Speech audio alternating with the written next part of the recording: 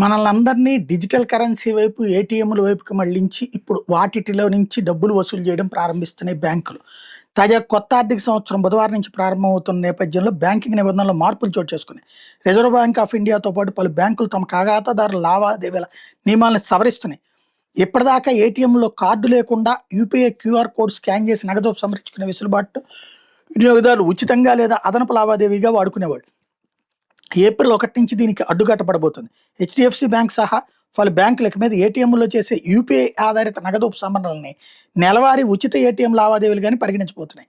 ఉచిత లావాదేవీల పరిమితి ముగిశాక యూపీఐ ద్వారా చేసే ప్రతి ఉపసంహరణ పైన రూ. 23తో పాటు అదనంగా పన్నులు చెల్లించాల్సిందే.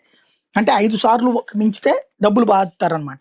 ఎంపిక చేసిన డెబిట్ కార్డులపై రోజువారీ ఏటీఎం నగదు ఉపసంహరణ పరిమితులు పంజాబ్ నేషనల్ బ్యాంక్ సగానికి తగ్గించేసింది.